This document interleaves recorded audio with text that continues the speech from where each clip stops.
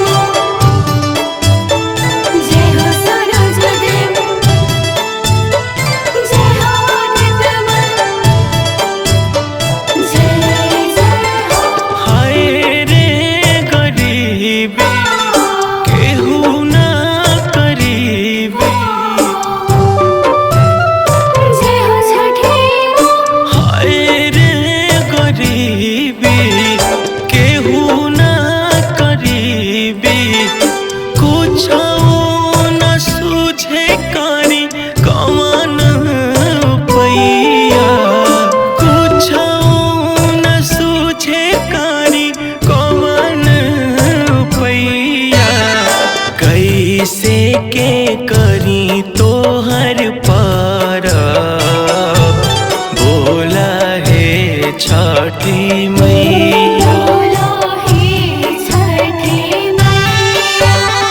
कैसे के करी तोहर परब, बोला है छठी मैया।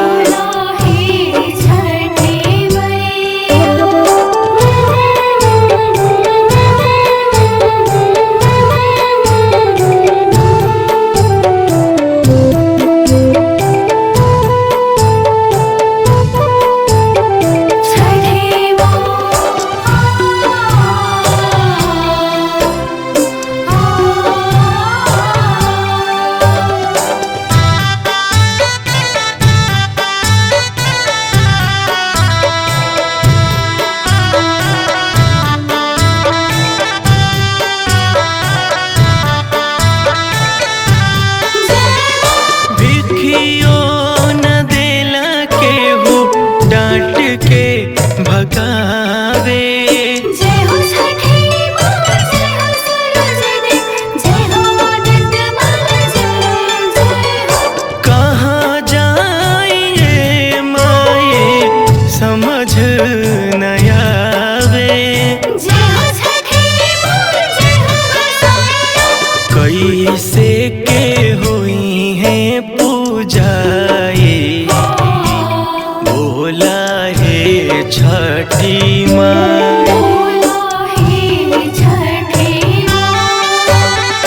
कैसे के करी तोहर परब, बोला है छठी माँ।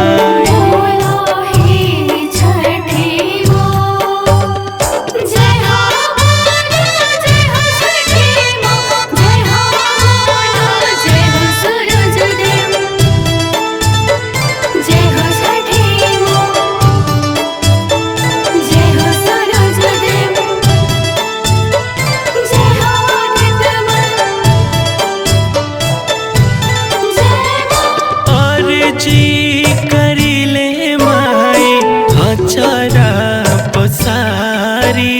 जय हो छठी माँ, जय हो सूरज देव, जय हो आदित्य माल, जय जय हो।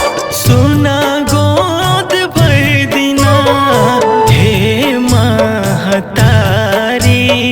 जय हो छठी माँ, जय हो गोसाइया। ताना मारे बाजिन बोलाई, बोला है छठी माई। कैसे के करी तोहर परब, बोला है छठी माई। बोलो हे छठी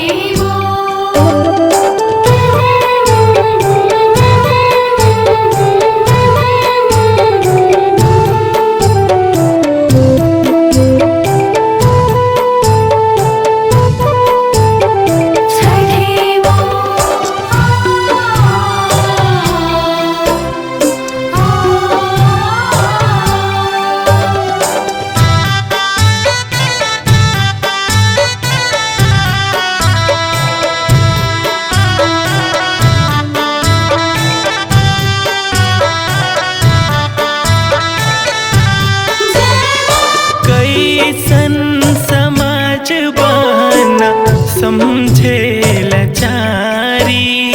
जय हो छठी माँ, जय हो सूरज देव, जय हो आदित्य माल, जय हो। भइल मतलबी बाई दुनिया सारी।